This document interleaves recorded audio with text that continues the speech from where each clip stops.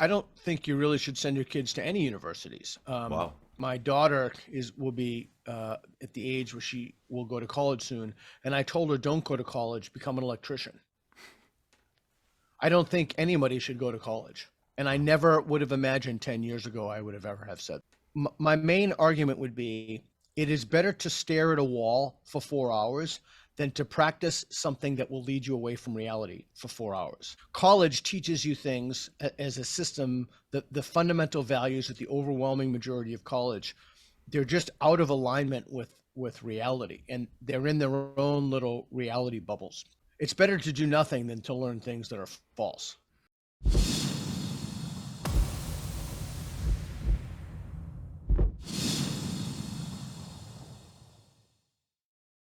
Okay, so joining me on the Freedom Pack podcast today, Peter Boghossian, philosopher specializing in critical thinking, author, and many other things. Peter, welcome to the Freedom Pack podcast, my friend. Welcome. I love that accent. Very, very good.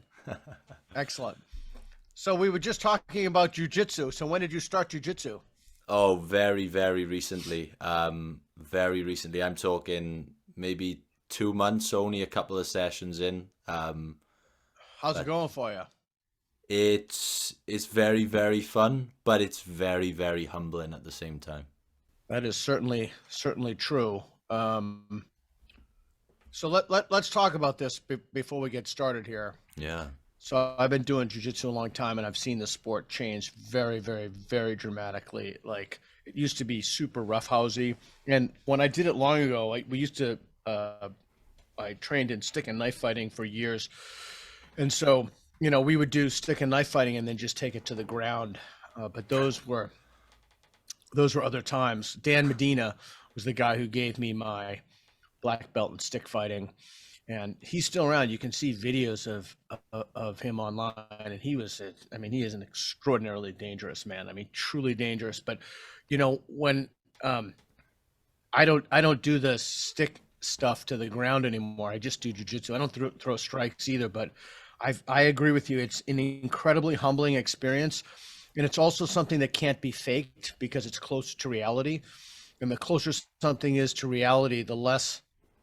The more difficult it is to fake, like playing a musical instrument or speaking another language. It can't be faked. So yeah, I wish you luck on your journey, your jiu-jitsu journey, and just remember, I'll give you my unsolicited advice. If you're on the bottom, take top. Fight for top. If you're on top, stay on top. So top is the key. Because you don't want to be fighting against gravity, and then the other thing is it's far better to work on your escapes than it is your submissions. So don't be the guy who taps out white belts or blue belts or whatever. Be the guy who nobody can pin down. Yeah. Well, when you like mentioned Gordon Ryan. Yeah. Oh, absolutely. When you mentioned jiu-jitsu, it didn't really take me by surprise because it seems as though a lot of very effective people seem to enjoy jiu-jitsu. Why do you think that is? That's a very, very, very good question, and I'm gonna not answer it. I'm gonna ask why people who are woke avoid jiu-jitsu, and then I'll answer it. So woke people caught in the orbit of critical social justice or social justice ideology, uppercase S and J, or used to be called kind of regressive leftism or the successor ideology. Wesley Yang calls it that, whatever you want to call it. They don't create, they don't make, they don't build, they don't compete, they destroy. And to be successful at jiu-jitsu, well, to be successful in anything, it takes an insane amount of work to truly be successful. But to be successful at jiu-jitsu, it takes, your word is perfect. I mean, you have to humble yourself. I can't even, so tens of thousands of times before you get your black belt. I was just watching the Machado video today, right before this, and that guy is just smooth as butter. These guys at the upper tier are they're just like, my goal is to make my jiu-jitsu indistinguishable from napping. So if anybody looked at me, they thought that I was like half asleep on the mat. That's a level of relaxation that I aspire to. But I think that the amount of work and what one has to do to, I don't know, prostrate isn't quite the right word, but to humble oneself tens of thousands of times before one advances. I don't think woke people as a whole can do that. I don't think it's possible. Hmm.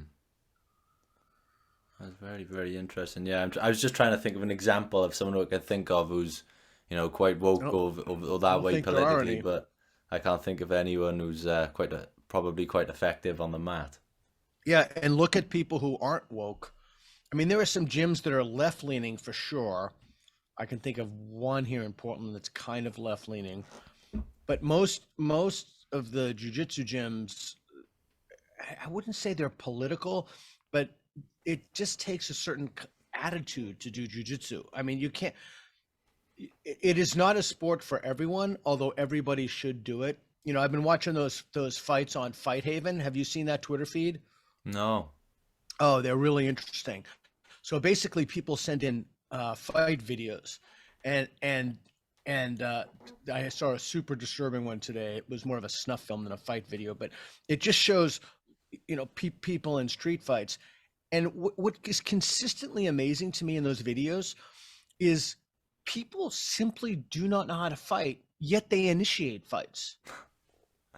I mean, it's just it's such a profound. Socrates talks about, um, if you had all the right information, if you had all the information, you wouldn't act in certain ways and you wouldn't believe certain things. I mean, from the little jujitsu you've done, I mean, that is an extraordinarily somebody with. First of all, if somebody does jujitsu and somebody else does not do jujitsu, the person who does not do jujitsu simply does not have a chance unless they have something else going for them. Like they're only Matt Thornton has a great book on this, and we can change the topic if you want. But The Gift of Violence, which is coming out pretty soon, it's like having a superpower. So it's possible if you're really good at Muay Thai, because there are only about five things that work: Muay Thai, boxing, kickboxing, savate wrestling. It's possible bracketing record wrestling that you could win. Although if the person has reasonably good takedowns, like a high school wrestler, they're going to go down. It's just it's very difficult to avoid being taken down, or at least being in a clinch with someone who is completely committed to taking you to the ground. But what's amazing to me about those videos is that people simply do not understand the consequences of what fighting means. Like they just, and yet they let their anger overcome them. You put those people on a mat for 2 months, and that is the best form of anger control available, because guys would be, half their size would be wiping the floor with them. Hmm. It's an incredibly, and you cannot lose your temper when you do that. You can't lose your temper because someone could just truly kick the shit out of you. So There's two former UFC fighters that I've spoken to on this podcast. One, George St. Pierre, and two, Dan Hardy. oh And yeah. both, just from talking to them, I realized quickly that both have a real interest in philosophy. And Dan Hardy, Right. in particular, was telling me about how he reads books on philosophy from the perspective of how he can implement that philosophy into his training. Do you see any parallels between philosophy and fighting? Absolutely. Yeah, I do. But it doesn't mean everyone who does philosophy can engage in combat Yeah. sports. So first there's a kind of dialectic, right? So if you read the Platonic dialogues, it's the best example. Someone says something, someone else counters Socrates, what is piety, what is justice, what have you. And then Socrates counters that, and then they engage each other. So there's a kind of intellectual pugilism, if you will. There's a kind of intellectual combativeness. Um, the other thing is, if you do philosophy right, and I'm convinced that philosophy itself, the discipline, has become not only utterly, I was going to use a Star Trek word, but I've done so, but I figured why. I've already talked about jujitsu. Let's not go down the Star Trek rabbit hole. Why if you do philosophy right, and I don't think philosophy is done right. In fact, I think it's done wrong, and I've never managed to do well in anything to do with philosophy. I don't think I fit the mold. You have to have a kind of um, you have to have a kind of openness to ideas and arguments, and that you have to entertain them and know them well enough so that you can respond to them. And it's very similar to a combat sport. Like you really have to get you, because it can't be faked. You really have to understand why things work and why things don't work, and then you have to. It's like a chess with far more variables, speed chess with far more variables. So I do think there's a close connection there. But again, I just because somebody is good at or has published a lot in philosophy, I can think of some of my former colleagues. There's simply no way they would ever go on a mat because they won't undergo the process that it takes to be good, which is tapping and submitting. When you were talking about heading off, well, you were talking about the gyms in Portland. Yeah, It reminded me of it. I was speaking to Brett Weinstein the last time I yeah, spoke to Brett Weinstein on his podcast. He described Portland to me as a third world city. What yeah. would you say to It's that? well, Brett's friend. Um, Portland is like an open sewer. It's a cesspool. That's why I'm moving. As if I'm kind of announcing it the first time here. I'm Well, an leaving. exclusive. Yes, it is an exclusive. I despise it. I used to love this place, but it's been hijacked by social justice, um, and people still haven't learned their lessons. The mayor is a public disgrace. Ted Wheeler, he, him. You should check out his Twitter feed. You know, the murder rate is up 300%. Matt Thornton would be a great guest for this podcast. He could really speak to this in a way that I cannot in terms of statistics and the violence. Um, you know, so I agree with probably talking a lot because I've had maybe 100 cups of coffee. I coffee up before I go to jujitsu. Um, so yeah, no, I agree. The homelessness is terrible. Addiction is a huge problem. They don't have a, as Michael Schellenberger writes in San Francisco, they don't have a shelter first, housing earned policy.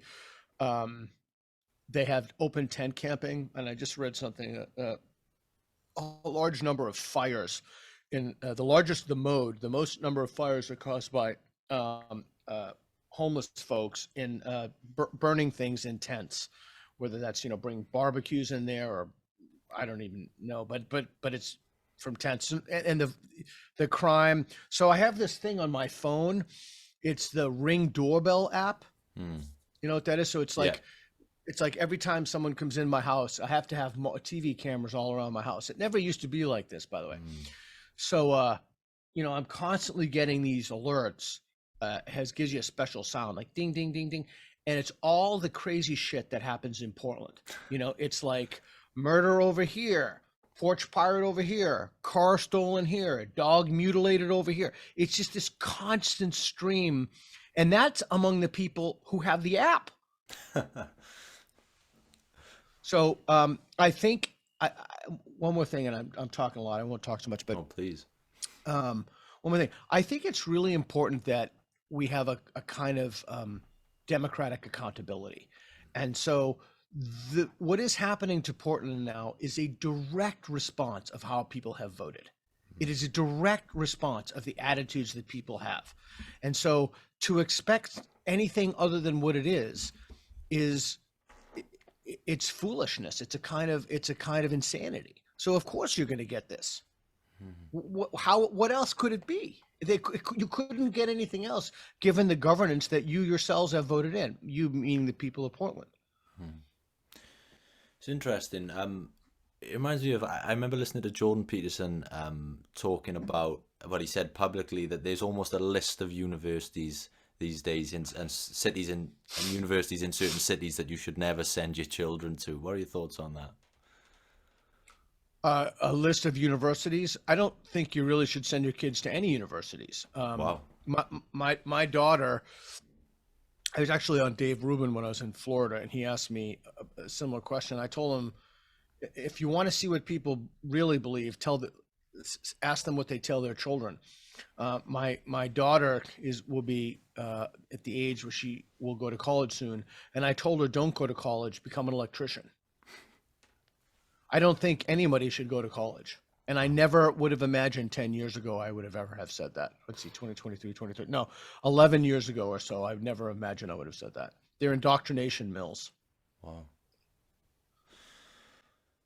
If you were to try and convince someone who was dead, say if your daughter, for example, was dead set on university, what would be your main argument against going? Well, she is dead set on going, and I told her that I'll facilitate helping her live the kind of life that she wants to lead. We adopted her at 2.5 from China. She was a waiting child. She's a wonderful kid, and so I think we've done a very good job of that up till now.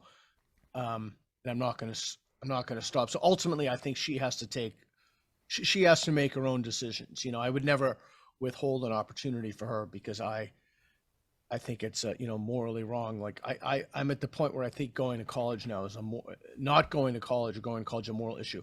My main argument would be, let's bring it back to the martial arts, if I may. My main argument would be, it is better to stare at a wall for 4 hours than to practice something that will lead you away from reality for 4 hours, like Tai Chi. You will not win a fight by silliness or nonsense. In fact, not only will you not win a fight, it'll actually decrease your chances for winning a fight.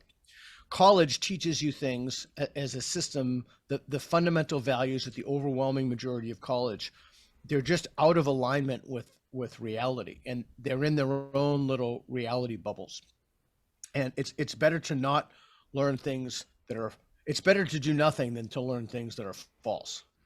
Plus, you're also incurring a lot of debt, and a college degree isn't what it used to be. But by the way, I have some friends who are extremely high up in tech companies. I won't mention who they are. And one of the things they told me is that they look at people's social media presence and they look at where do they go to college, and there are a few places they're just like, nope. Like Yale is topping the list. A lot of the Ivies, not Harvard. The Oberlin. Where else did he tell me? I can't remember off the top of my head where he told me because we were drinking. But just boop off the table. So I think it could actually work against you, especially as the crisis of legitimacy in institutions grows. You mentioned that you couldn't imagine yourself saying that 10 years ago. It's almost been, it was about 10 years ago I started university. And since then, I've always been quite an optimistic person, but everywhere I turn now, it seems that academia is heading down troublesome paths. 10 years ago to now, what was the shift? What caused the shift in your mindset where you first thought something could be happening here? I'm trying to talk less because I'm so hyper caffeinated, and that's a huge question. Yeah. Wow. Okay. The shift. Wow. Okay. That's a very complicated question. I released a series on that. Lyle Asher, series is Universities Are Becoming Cults. It's on my YouTube channel, Peter Boghossian. Okay, it's a complex question. It deals with colleges of education. In colleges of education, they give out teaching certificates. This is just the bottom line. The people who get those teaching certificates are universally indoctrinated by a single book, Paulo Freire's The Brazilian Educators, Pedagogy of the Oppressed. Just reading something again about the influence that Henry Giroux and Paulo Freire had on education. You don't teach for the truth, you teach to liberate from oppression. And so kids going into schools in K through 12 have been indoctrinated by teachers who have gone through that critical theory training, that training to help them recognize and then overcome, fight, activate against depression. Couple that with college and university administrators themselves being products of ed school by and large, and people getting degrees, then getting out and going into the workforce and taking things like trigger warnings, safe spaces, microaggressions, etc. And the new one is belonging, which you hear a lot more of recently. Inclusion is another one, another biggie. So you have that manifest in the workforce. You also have what I published a piece in the Wall Street Journal about. You also have idea laundering, so that the ideas in journals, they're just the musings of ideologues that in peer review journals that pass themselves off as knowledge, but they're not knowledge. So you have this constellation of factors that converged in what Helen Pluckrose and James Lindsay in Cynical Theories call applied postmodernism. And it's basically taking the old postmodernists, Derrida, Foucault, et cetera, the French thinkers, and how that's manifested. So I think that manifestation is in the disciplines, across the disciplines. It started in fringe departments with fringe folks like gender studies. It slowly seeped out to humanities. Then it seeped out to the university infrastructure, and it's in STEM, and you see it in things like diversity statements, et cetera. But it's been a very rapid blitzkrieg without a war. The worse you see this problem becoming, do you think we're ever going to enter a sort of post-woke era where we get to a point where it can't go any further and we start to go back the other way? Yeah, I think we're at that point now. I just tweeted something about that last night. I think that and Michael Schellenberger, again, I mentioned it before, but we were going to have a debate on this until he kind of got dragged into the Twitter files. The question is, are we at peak woke now? And I think the answer is yes. Although we're far more woke now than we were, say, in 2010, and there are metrics that people can or have used to make that judgment. It's inevitable. All social movements come and go, and they fade. Wokeism is a particularly nasty one because it destroys the institutions, the democratic institutions. It also gives the enemies. There's a danger right now in the anti-woke movement, and I see it. I see people who are anti-woke becoming, and I can understand how they can become like this. They're just becoming enraged. And I also see the backlash dipping into tribalism and ideology, and terrible attacks. Like, I think Matt Walsh is I could not possibly disagree with his approach and some of the things that he said more. I think the guys from Trigonometry, my friend Kissin, did a good job to point that out. But I think we're starting to see a backlash at this point. Lindsay used to always say, James Lindsay used to say, what's your woke breaking point? What's the point in which you've realized this is insane, that you can't take it anymore? And I think that the thing that changed the tide, this is just my speculation, but I think it's the testimonies of detransitioners. Peterson just had excellent, Chloe, I can't remember her name, excellent podcast. And more, I just tweeted out a documentary that someone sent my assistant about that. There's just the unbelievably heartfelt testimonies of people who were, as children, had their genitals mutilated, and now they have serious regrets. And you had an institutional structure that made that very easy for them. And people like myself, or Colin Wright, or Abigail Schreier, or Deborah So, or Kathleen Stock, or Andrew Sullivan, or any of the other people who have been calling this out, the opprobrium that got heaped on us was insane. The personal attacks, the sending things to my home, turf, transphobe. But I think that's the thing that finally pushed people over the edge. Well, when Douglas Murray was on this podcast, we asked him about whether he sort of worries sometimes, obviously putting yourself out there, putting an opinion out there that isn't, well, that is seen as controversial these days. Whether it should be or not, that's another question. And he talked about the importance of standing your ground. Correct. Do you ever worry about, being so bold in speaking your truth? Do you worry about the backlash, what could possibly come back on you? Or are you at the point now where you just it makes you want to dig your heels in even more? That's a great question. I've actually, Douglas stayed in my home. I've actually spoken to Douglas about that. Um, so I now I know why you get a lot of big names. Your questions are excellent. Thank you. So here's what I think about that. A few things. First, as long as you're willing, so I don't agree with this idea of digging your heels in. As long as you're willing to revise your beliefs, in other words, to change your mind, you should be able to put out any argument that you want. And if you're willing to listen to counter arguments or look at, to the best of your ability, there are obviously things you can't understand, data sets, et cetera. I'm not going to sit there and understand, just listen to Eric Weinstein talk about Dirac equations. There are obviously things I can't understand, but to the best of your ability, if you look at evidence and data and you're willing to change your mind, yeah, sure. Then that's why I don't think that those commitments should be unshakable or even commitments at all.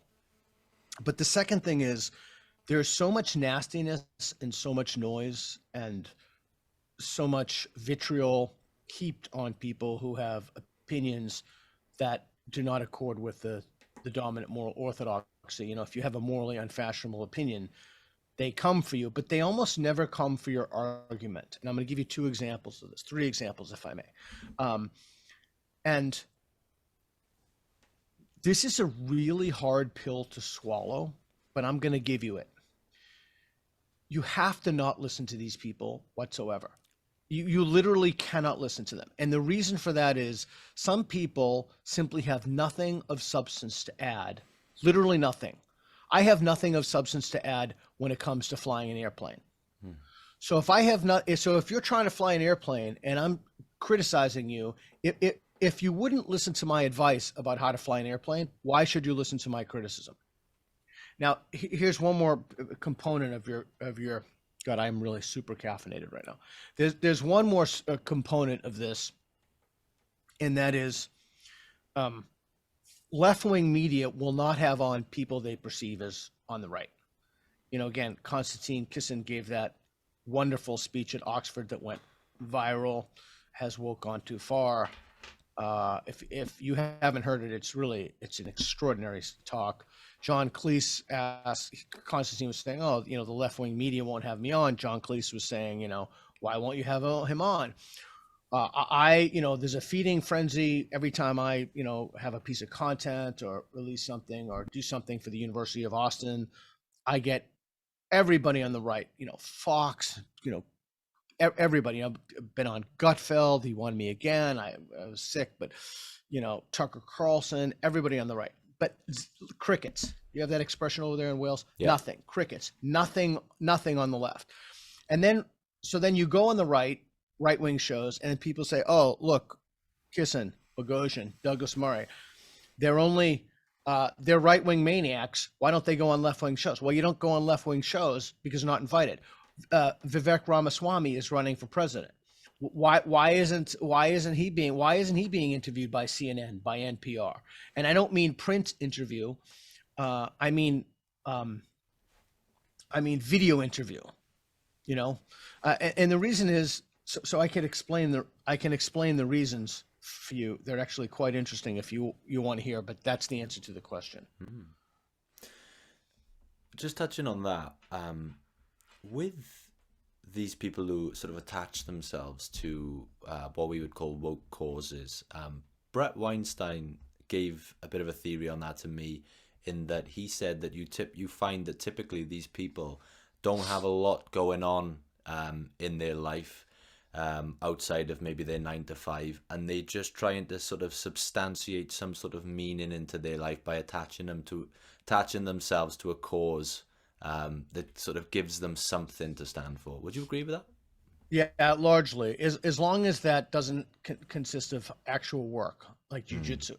Like if it's ripping down a statue or um, railing against the system or sending off emails or attempting to dox people, that's fine. But if it's something that involves pushback or struggle, they won't do it. You mentioned briefly there the University of Austin.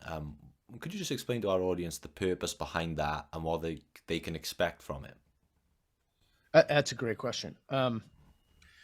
So it's no surprise that free speech is under attack in basically every university in the country.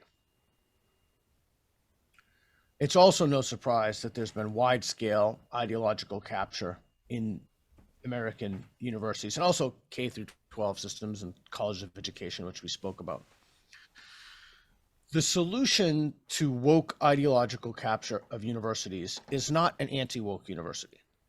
That's not the solution. The solution is not another a liberty or a Christian school or what have you. The solution to that is independent institutions like University of Austin or Ralston College, where people can ask sincere inquirers, can ask questions, and be challenged, have their arguments challenged, and have a capacity. Or first, they need a tool set to engage. That's one of the things that I do when I go down like this summer for the forbidden courses. We give people a tool set. We don't just throw them in the deep end and say, "Here, have at it with each other." So, we talk about arguments, evidence, how to listen, how to formulate responses, why changing your mind, which I spoke about, is important, and techniques to do that. So the University of Austin is a new university. 2024 is the year that it's looking to go live. People like Joe Lonsdale, Barry Weiss, Neil Ferguson, myself, Ayan Hirsi Ali helped start it. I'm a founding faculty member. I'm not in the board of directors. Um, there are also a board of advisors. There's teachers like Kathleen Stock and Thomas Chatterson Williams. David Mamet is on that. Oh, he does jujitsu too. Um, so yeah, how does that answer your question? Oh, amazing. So, outside of, I guess it sort of ties in, but in terms of traditional academia, we've talked about the problems. Is there anything left good? Is there anything left to salvage? Or is in your mind, is that exercise futile? Not only is it futile, but every attempt and any attempt to salvage it just delays its inevitable collapse. So if you really wanted to help the system, and we're releasing it's another new exclusive. We'll be releasing a project this week I've been working on called Don't Donate. Don't donate to your alma mater. Should be the easiest ask in the world. Just stop donating. The schools that people went to, even you said when you graduated, even 2010, they're very different than the schools today. And I, even though I know nothing about your school, I do know that it's affected the Anglosphere, and I do know that it's even out of the Anglosphere, which is what I did when I was in Hungary. And I wrote the foreword to Rajiv Malhotra's book Snakes in the Ganga about. I have a copyright over there about wokeism as a neo-colonial export from American universities to India. So don't donate, stop donating. So let's expedite the demise of these institutions. They're teaching people false things. It's like even worse than Tai Chi, right? Because if you learn Tai Chi, you'll just get the shit kicked out of you if you try to apply it.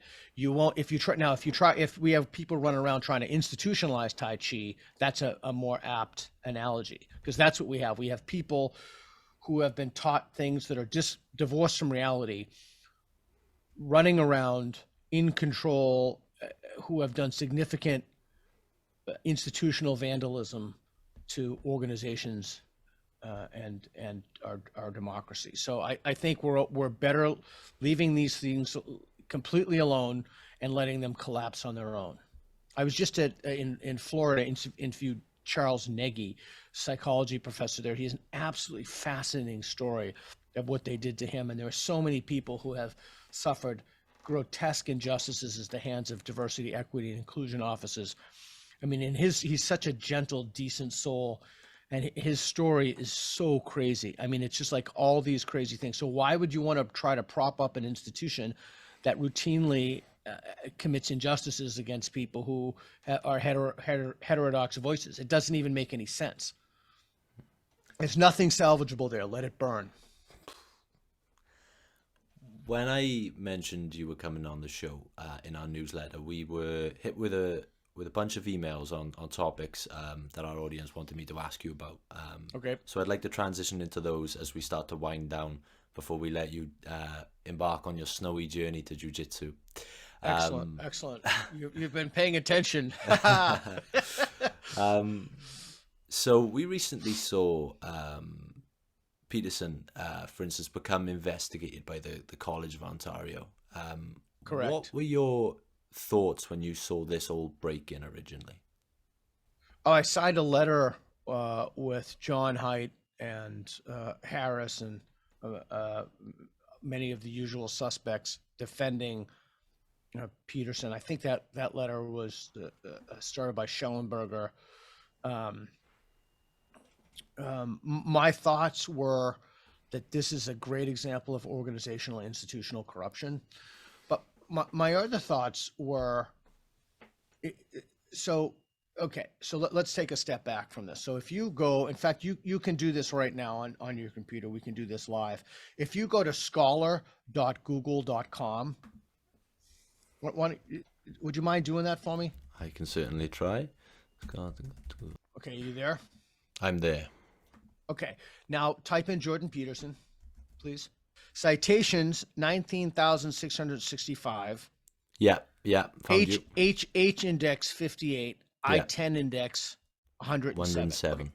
That the H index of 58 is extraordinarily high. Now, so this is basically, excuse me, a measure. And if you look at his articles, like cited by the year, 2,195, 1,189, 987, 791. Now, okay, so the reason that I'm mentioning that is that it tells you something. It doesn't tell you everything, right? Yeah. So in the sciences, the hard sciences, those H indices tend to be higher. In my discipline of philosophy, they tend to be much, much lower. The number of people who cite, the journals don't have that much traction, so they tend to have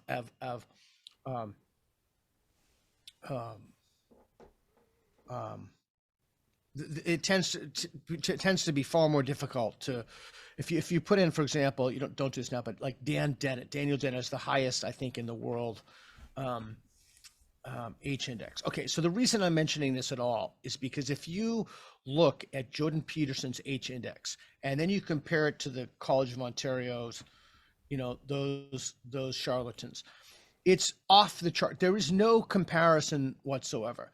And that's not even public persona, book sales, teaching, evaluate. I mean, that has none of it. So one of the things you see over and over again is you see groups of underaccomplished, disaffected malcontents, and they go after people who are accomplished. But you see, okay, so this is very interesting. So they can go after them there, like try and take away Peterson's license because they have a mechanism, but they can't go after them on the mat, right? Do you get the connection? They can't go after them in jiu-jitsu because it's real, and they're playing in make-believe land. So in make-believe land, it's really easy to use the mechanisms of the institution to take down your ideological enemies, but that doesn't work in anything that's real. It won't work in boxing. It won't work in, anything that has corrective mechanisms. Yeah. Well, I love that. Was very practical, and that'll be quite the edit job when I try and put my computer activity over the top of that one, but I look forward to it. I love it. We spoke a little bit earlier about, you mentioned there being this break-in point for a lot of people when it comes to woke culture. Yeah, that was Jim's question. Yeah, and one of the topics that someone sent in sort of reminds me of that. And I remember when I first saw this, and it was Stanford University banning the words Oh man yes. hours, grandfather, Right. brave, killing two birds with one stone. When I hear that, it almost, surely for them that would have a sort of net negative effect, because I think the more that they put out this sort of stuff, I think, like we talked about, that more than anything is going to start pushing people back the other way, because I'd Uh, imagine for a lot of people that's their breaking point. okay. So there's a famous line in a presidential debate where Ronald Reagan, I think it said to Walter Mondale, "There you go again." I'm going to say that to you. There you go again. There you go again, using reason and rationality to try to navigate a topic. They don't use reason and rationality to navigate, but your assumption, your because you view the problem and solving problems that way, you assume other people do. Now, there in this universe, there is no looking at the other side. There Mm. is no by design of embedded within the ideology. That's why they don't debate. That's why they don't debate. They don't Yeah. even have conversations. They have a whole linguistic infrastructure for this. Mm. No platforming, non-consensual, no platforming. They believe that the problem is dialogue itself. It's racist. It's transgressive. Uh, epistemic pushback. Um, in other words, so they're not bouncing these ideas off of anybody. They're in echo chambers. And when you're in echo chambers, this stuff makes total sense. And you put it out, and then there's feedback. The world is like, what the fuck? These people are insane. But here's the crazy thing about it. They don't even course correct when their enrollment numbers are down. Like it's not that the money can hook them in. And there are reasons for that. They're getting large salaries. The DEI bureaucrats at Stanford in particular, the ratio at Stanford is almost as many bureaucrats as students. So no, there's no corrective mechanism. Oh, and one more thing that's kind of related to that, or related to that, there's also no gotcha. Like I see so many people, so a woke academic or a woke person of high profile or something will put out something deranged, and they'll put out a piece of information like gotcha. Mm.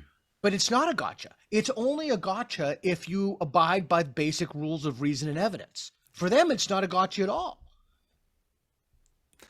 So be careful of there you go again. I will try my best. Speaking of breaking points, I think there's a big one this week in on my side of the pond in the UK. The beloved children's author Roald Dahl, Oh yeah, obviously wrote yeah, Charlie and the Chocolate Factory, James and the Giant Peach, etc.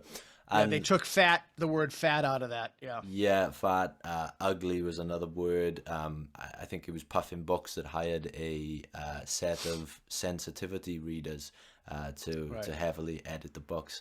And from what I'm seeing, the backlash seems to be coming from both sides of the political spectrum. I think this is an author that a lot of people my age or even younger, the people that tend to engage Me in sort too. of woke culture, a lot of people we all grew up with these are our childhood, and I think this is a big sticking point for a lot of people. Is the backlash seems to be coming from both sides. What did you make of that when you first? Because when I saw it, I thought I was reading something satirical. Oh no, no, no. When I read it, I thought it was a natural consequence of the ideology. Hmm. I mean, there is no, again, going back to the Oxford Union debates, has woke culture gone too far? You should check out Jim's debate. He argues on the other side, James Lindsay, uh, but the people on his side argued what he argued for unironically. Woke cannot go too far according to its own norms. So Hmm. when I saw that, it just made total sense to me. Yeah.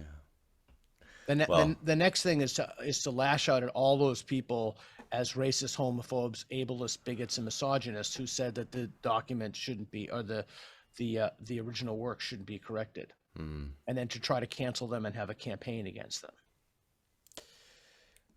As we start to wind down, I just have a couple of questions that I ask every guest, regardless of the topic. These are quite quick ones, so I won't take up too much more of your time. The first one, I wonder, could you name maybe 2 or 3 books that have had a massive impact on who Peter Boghossian is today?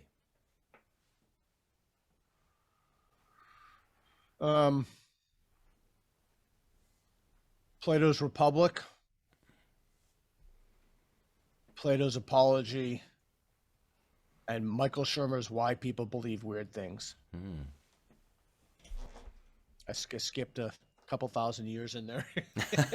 Yeah. You said 2 or 3, so I gave you 2. Amazing, 3. amazing. Well, 2 questions left.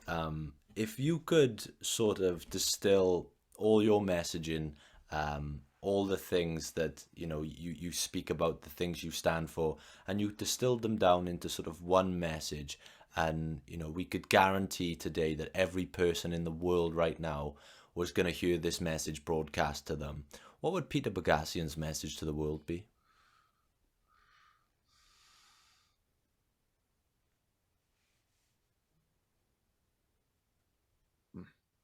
That's a big question.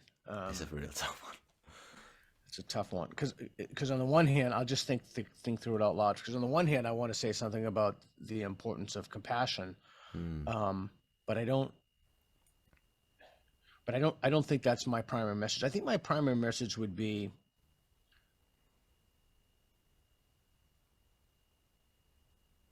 it's a morally good thing.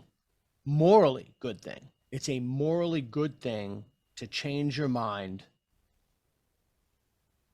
in the face of reason and evidence. I like that.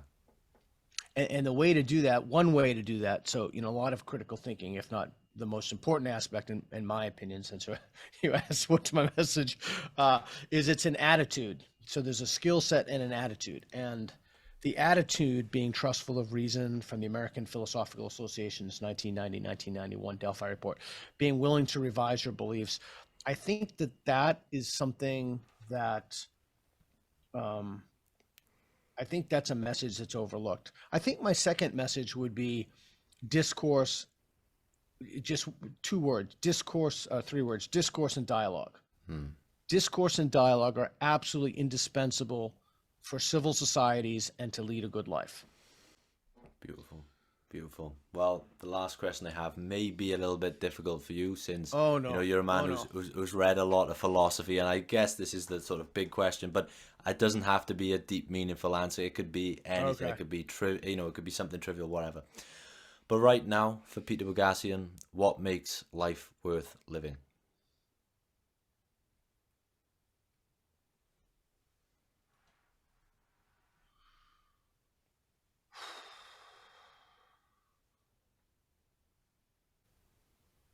I guess you could. There are many ways to interpret that question. I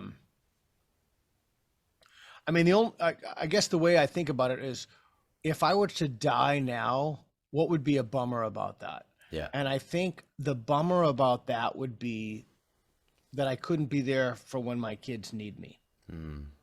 And so, I guess I guess if I didn't have kids, the answer would be very different.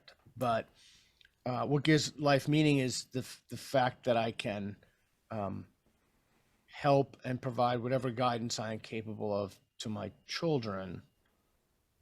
That would be the answer. Beautifully put, sir. Well, for everyone listening right now, everyone watching, listening, if they're not already familiar, where can these guys connect with you? Are you on social media? Is there a website we can send them to? Where's the best place? We're Boghossian.com, Boghossian.com. I'm on Twitter, Peter, Boghossian. I'm on YouTube. I think it's Dr. Peter Boghossian, or just put Peter Boghossian, it comes in. Yeah, I mean, Instagram, which I don't use, which I'm trying to use more. TikTok, we got so many strikes from TikTok. We're about to be thrown off of that. I've almost been there myself. So thanks. I appreciate it. Sorry, I hyper caffeinated if I talk too much. I love it. You certainly brought the energy. It's an absolute pleasure to have had you on the podcast. I appreciate your time, and I hope we get to do this again someday. Thank you. And if I go to Wales, we'll roll. Love it. Can't wait, my friend.